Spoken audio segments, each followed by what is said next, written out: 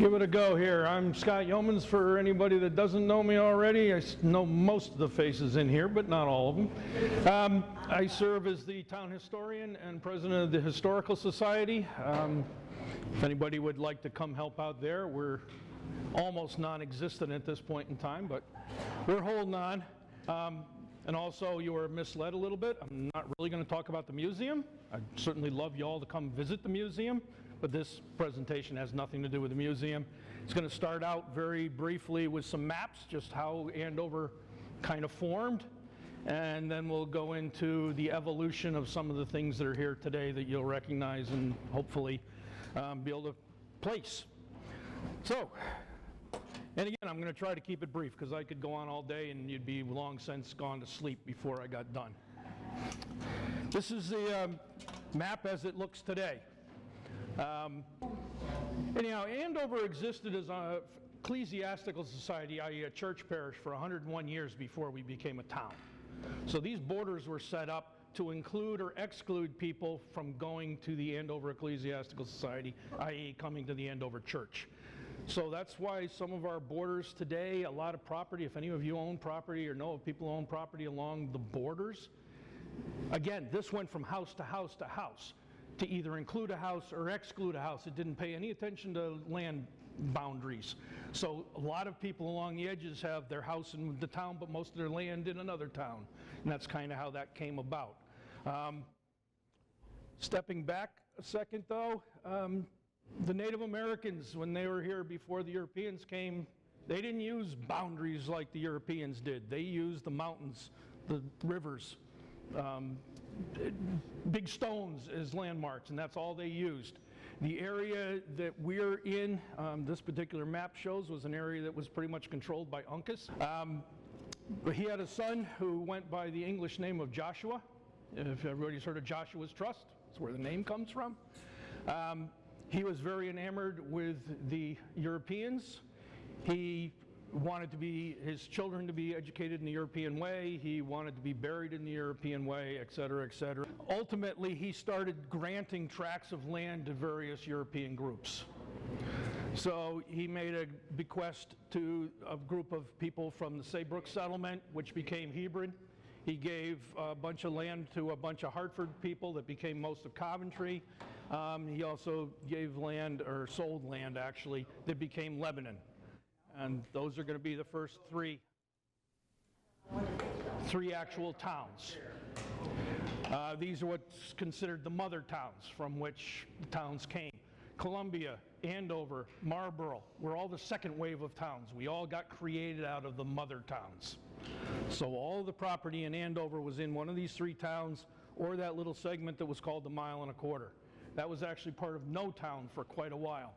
And everybody wanted to go settle there. You see all the early settlers, they were in that area because there was no civil authority over them. They couldn't be arrested for anything on a local level. They didn't have to pay taxes because they were in no town. Imagine that didn't set well with the people paying taxes. So ultimately, the borders of Lebanon and Coventry were changed to go to the river. Lebanon's border went to the middle of the river. Coventry's border went to the edge of the river. So if you're in the northern part of Hop River, you're still in no town technically. It's one of those quirks. Where I say Crank Society there, that was actually the second church in Lebanon, and that ultimately becomes the town of Columbia. The Andover Society is in the center there next to the Crank Society, and when they were looking to create Columbia, it was going to leave a little part of Andover Society, technically the town of Lebanon, but it was going to be totally unconnected to Lebanon because Columbia was going to get taken out of the middle. So you're going to have Lebanon proper, you're going to have Columbia, and then you're going to have a little slice of Andover Society that was still technically the town of Lebanon. So the solution to that was they annexed that piece of Andover Society that was in Lebanon to Hebron, and that was in 1795. So you have really the first border that you can recognize for Andover. Ultimately, Columbia became a town, and again, Andover became a town, Again, the second wave, these all came from other towns, the mother towns. But again, the Andover borders took on exactly the same borders that were set up for the Ecclesiastical Society. That's kind of how the town and the borders came about. Again, this is all driven by the church. You had to have an ecclesiastical society before you could become a town. You couldn't create a town if you didn't have a church presence there. You had to go to church on Sundays in those days. You were fined if you didn't.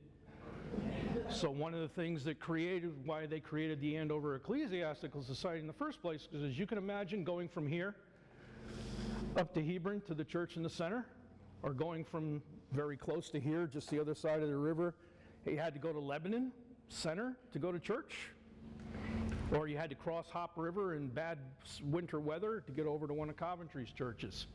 So that's why they created the Andover Ecclesiastical Society, because those people said, we got to make a church of our own, much closer, much easier to get at. Again, 101 years later, we become a town, but we still had the original meeting house built in 1748, which was the field right down here on Route 316 before you head down the hill. There's a field on the left. That's where that was located. There was a schism in the early 1800s, and a group of people broke off from the Congregational Church and created the Baptist Church.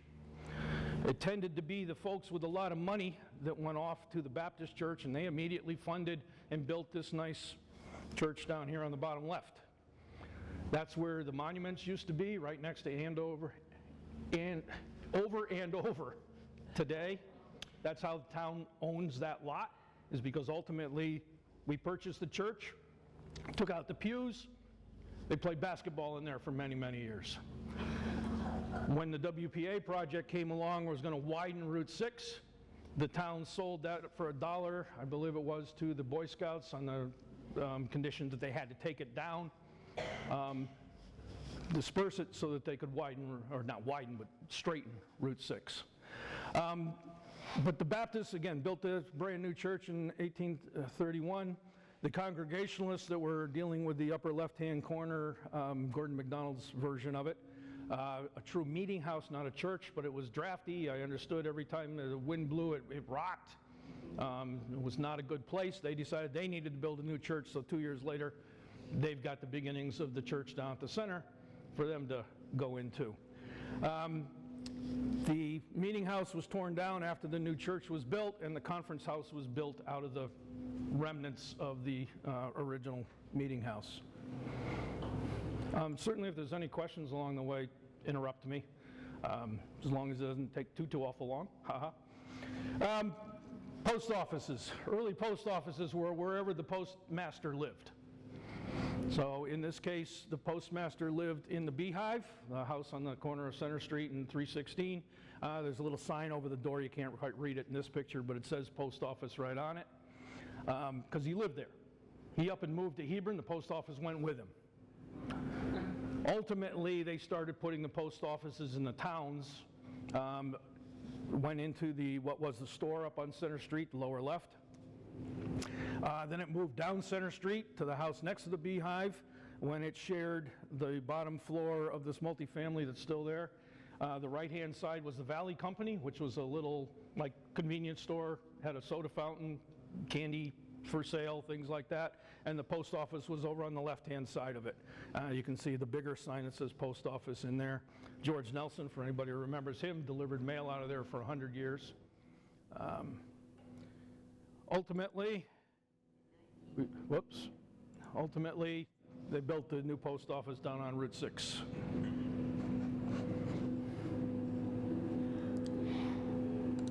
Why are we going the wrong way?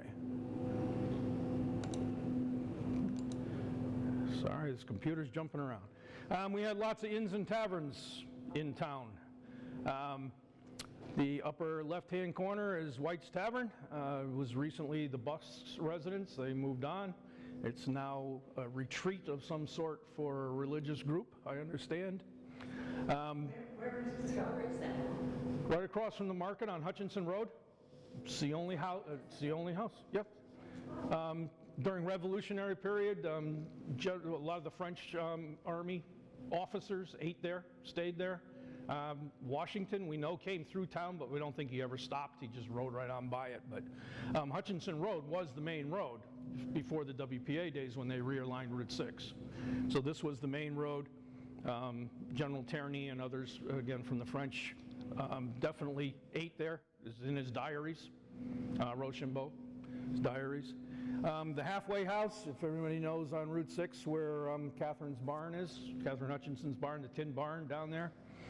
That barn in the background is a barn that was like twice the size of Catherine's current barn, but it's on the same foundations. It was called the halfway house because it was halfway between Norwich and Hartford. And in the days of the stagecoach, you got on it in one of those two locations. You came to Andover, you got off, you could go in and get a beverage while they changed the team of horses, and then you continued on your way. The one on the lower left, some people will refer to it still to this day as the parsonage. That was built for, well, not built, it was bought by the first minister in the town, Lockwood. He sold it off. It was at a time called Dorrance's Tavern.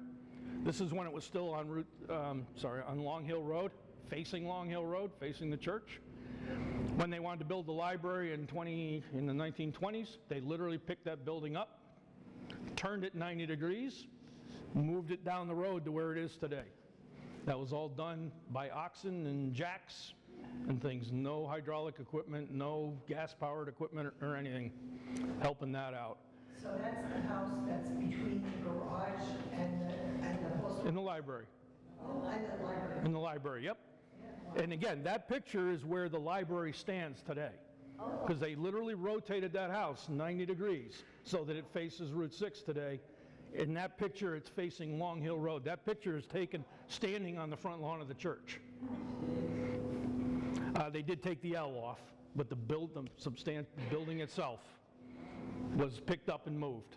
The people that provided the money, or controlled the money, let's put it that way, the Hydes, controlled the money to build the new church building, and they insisted on the corner lot. They actually started trying to build trying to build the library in the teens, and the Hydes would not release the money to do it until they secured the corner lot, which took a while because they had to buy it at that point. I think it was back in control of the church, and they had to negotiate with the church.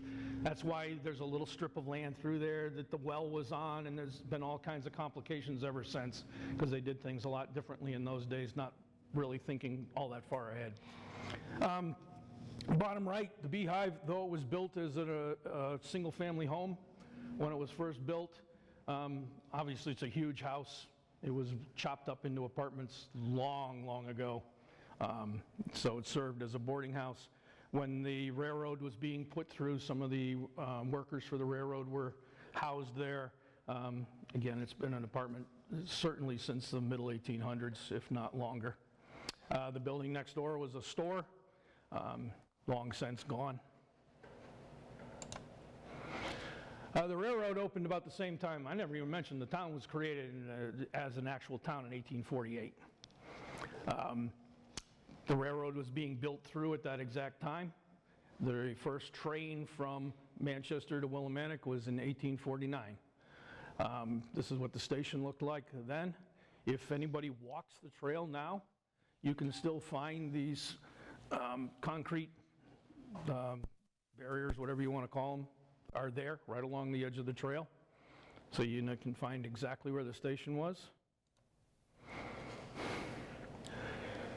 The top photo is the rail yard. There were actually 4 tracks, one main track on the right, a siding that went all the way from past Shoddy Mill up almost to the bridge in the middle, and then 2 dead ends.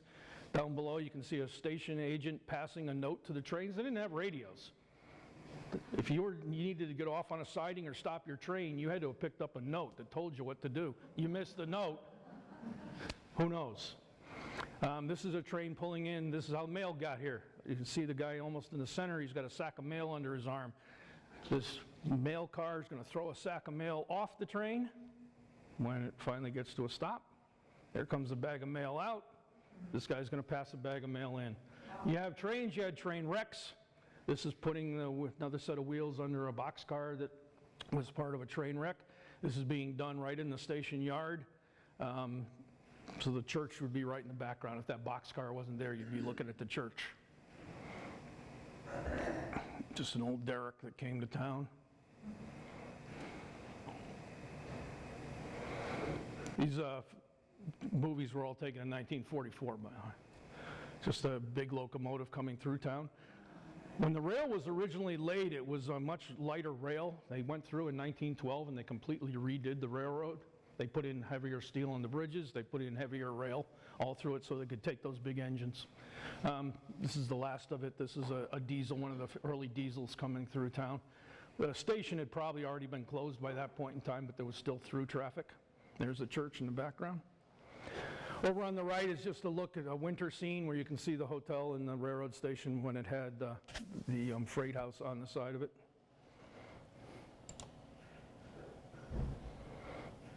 Because we had the railroad, we had a nice large hotel. This still boggles my mind every time I look at this. I can't believe we had a hotel that size in town, but we did. Burned in 1916. My grandfather said that all the people in town were at a Grange meeting in the old town hall. The Grange meeting broke up. They looked up and they saw flames in the sky and they heard an engine coming down from Bolton laying on its whistle. So they all went up and watched it burn. Tried to keep other things from burning.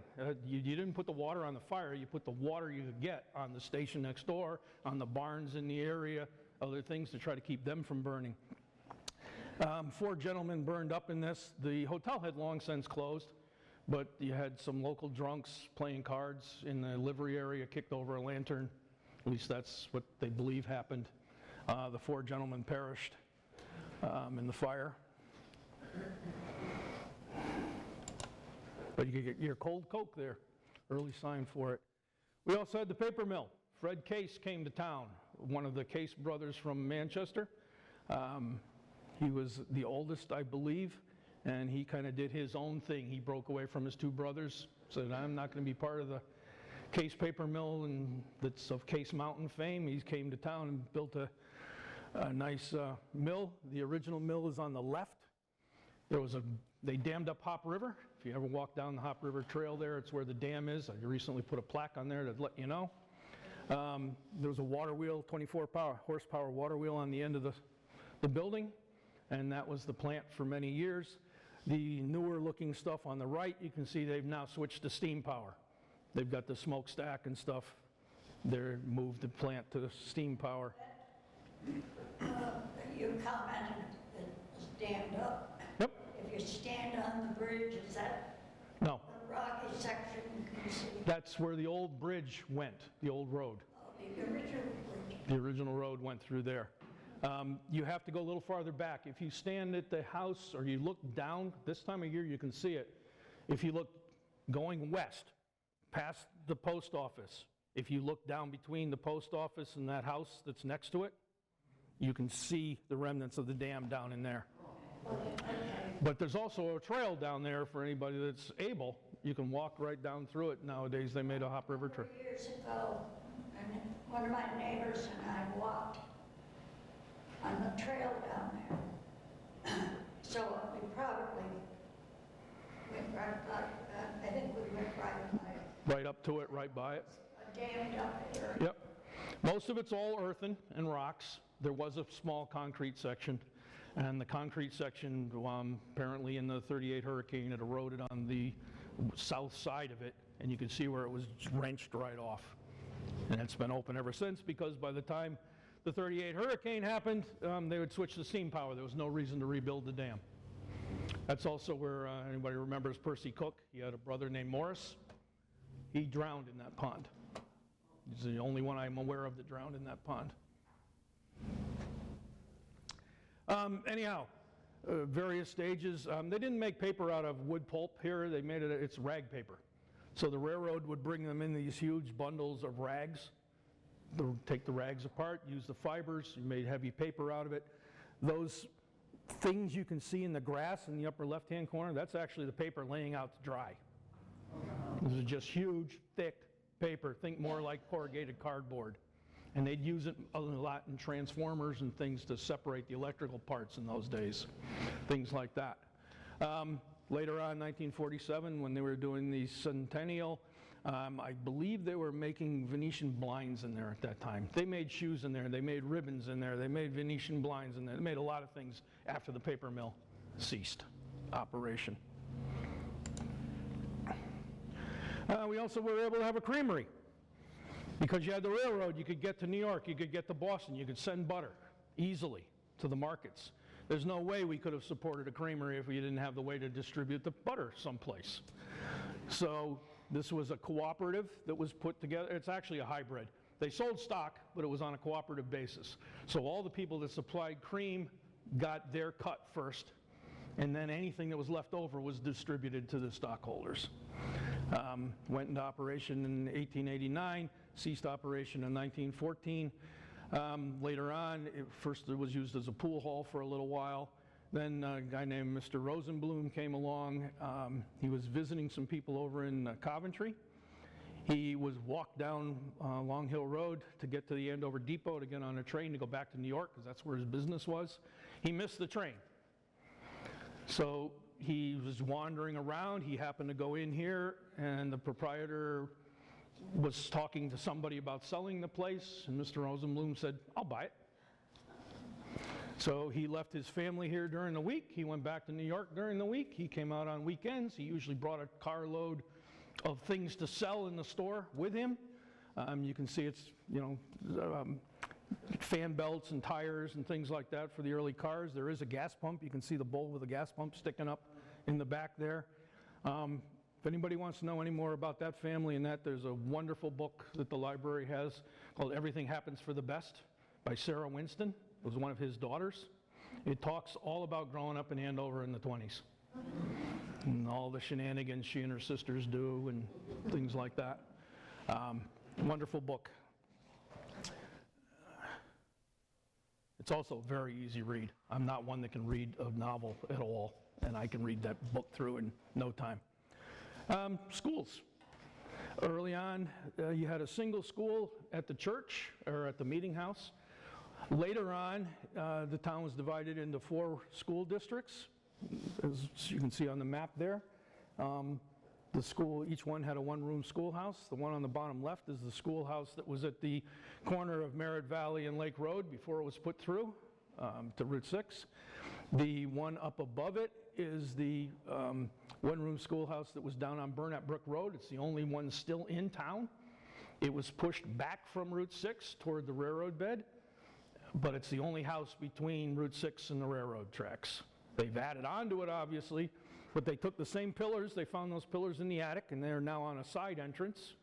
But you can very much make out that that is the one-room schoolhouse. That's where my daughter and son-in-law live. There you go. And again, it's the only one left in town. The one that was on Merritt Valley Road went off to some place like Sturbridge Village. I cannot find for the life of me where it went. It did not go to Sturbridge Village, but it went to some place like that. It's also not out at the Henry Ford in Michigan or wherever that one is. But I don't know where it went. I mean, that was there in my lifetime. When I was a teenager driving down that hill, that was there. So it was probably in the late 70s, early 80s that it went away. And I'll be darned if I can find out where it went. Oh, the conference house, that was used as a one-room schoolhouse when they consolidated. We were the first town in the state to consolidate our schools, which meant we took all the first graders. You didn't put them in 4 different schools, now you put them in one place. So you had 1 through 3rd grade or 4th grade in one building, and you had the 5th through 8th grade in the other building, which was the conference house, which was rented for $20 a year from the town. They use it as a schoolhouse, they use it for meetings, and they use it as the first library building. So the conference house has a long history. 1903, they built the 2-room schoolhouse. That's a building that's up on the top side of Center Street, still there, a little different now. 1924, they added a 3rd room onto it. Excuse me. In the 1940s, they were going to add a 4th room, and they decided that was not a good idea. They built a whole new school, so that was now the beginnings of the building we have right next to us here. Opened as a 4-room school. The basement was unfinished. Right in the front, those windows there are both the bathrooms and the administrative offices, and then you just had the 4 rooms in the back.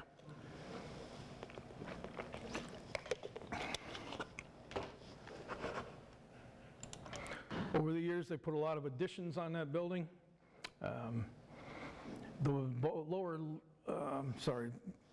The upper thing, that addition was just completed when I went to the school. We did not have the gym yet, which is the lower left-hand picture. That was added much after. And even after my kids got out of the school, they added the what they call a 6th grade wing over here on the right, lower right-hand picture.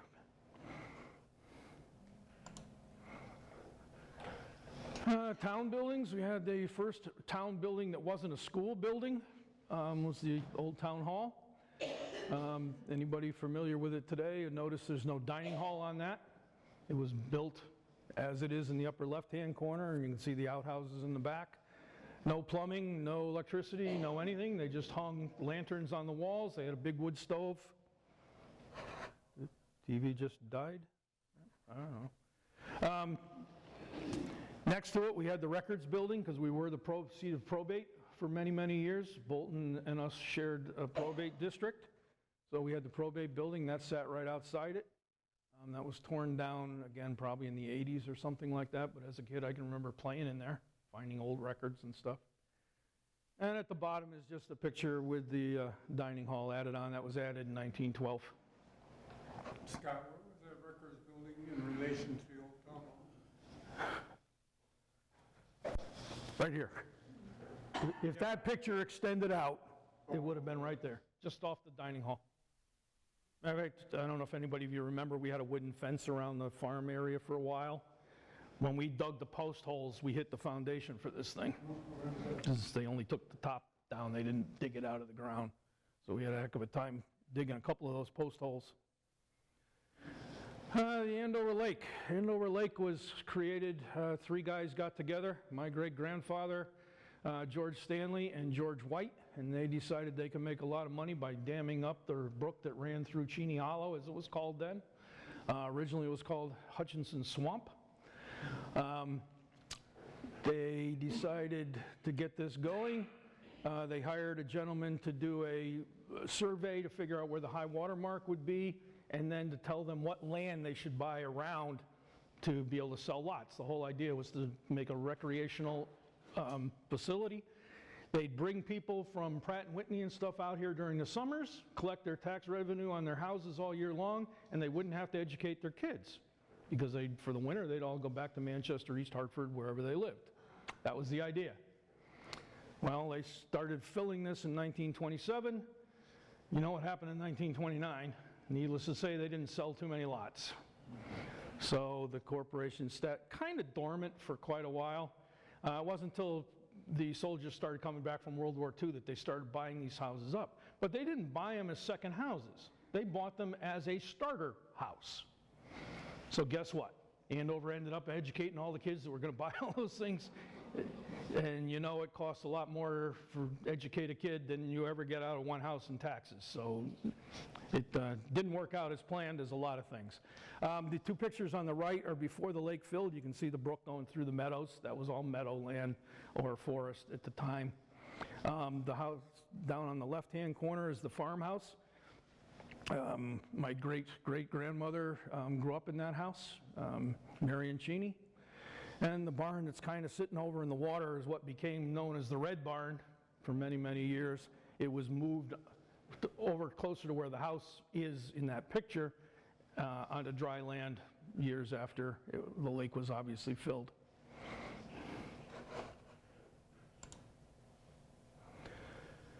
The library, as I mentioned before, the library actually started out in the conference house when it was being rented from the church by the town. Started out in 1882.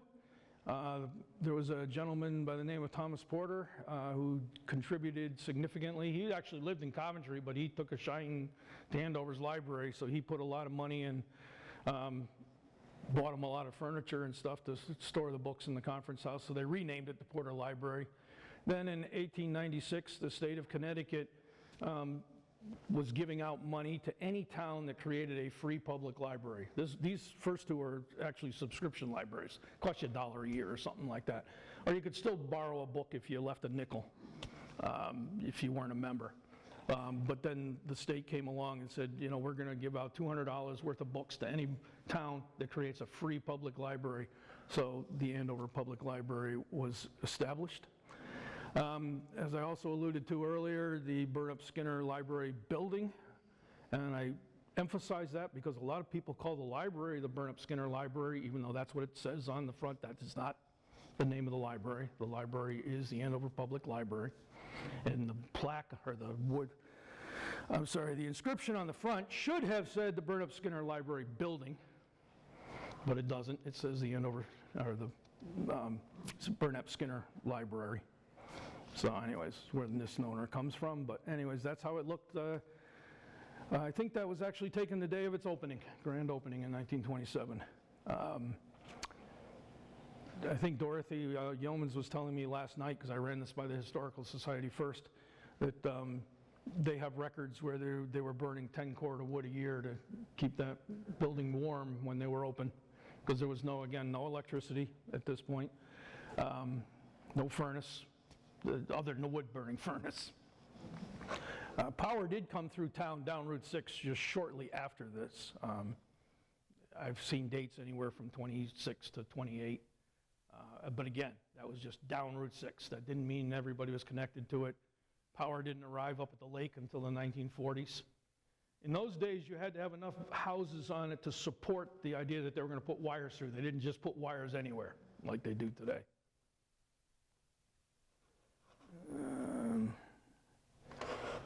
I must be talking too long. Things are acting up. There's my mouse. There it is. All right, I talked about the WPA days as well. A number of changes came to Andover because of the WPA projects. The top left, you can see where Route 6 is being straightened. On the left-hand side would be the town hall. If anybody remembers the creamery or the hippie house, that's the building in the middle. And you can see on the right where Route 6 goes today. It obviously didn't prior to the WPA project. It went down Monument Lane, what part of 316, Center Road, and then back down in front of the church. So this put the road straight through, which you can see in this picture over here. Again, there's Monument Lane, up Center Street. Notice 316 did not even connect, didn't go up. It went off the end of Center Street and back down, but there's the new construction going there. And then this one is Route 316. If you're familiar with the Gasper Farm up there, Stanley Gasper's farm, for a while I always wondered why the house was up on the hill and the barn was down on the road. Well, actually, you can see the road used to go between the house and the barn. And you can still see the remnants of the stone walls if you look, that go up through there. And then Remish's driveway on the other side is the loop that comes down on the other end. And that's one of the few places where you can actually still see raw road from the 1920s in the town, because those are still there untouched. So we started a fire department in 1938. It's our very first fire truck coming out of the station. They took Sackett's store, which was up on the left, and turned that into the fire station, which is on the right. And you got some early characters: Howard Stanley, Andrew Gasper, Andy Kukuchka, and John Gasper. That was when the fire truck was actually stored at somebody's house. Drawing a blank on the name, before they finished the firehouse. But that's the old firehouse that you're all very well familiar with. Before it had like 4 additions put on, because they put an addition out the back, they put 2 additions off the side, and I think there was even another one in there somewhere. So, and the building we're in right now, as it pretty much originally looked, was built in 1961, up on the left, upper left. The addition of this room, on the lower left is the building of the original building. On the bottom right is the addition of this room.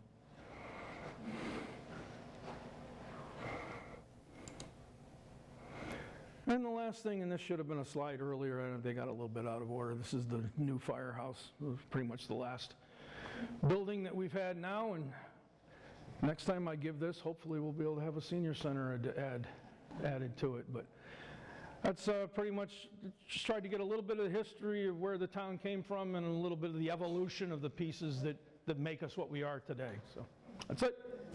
Good job. Good job. Thank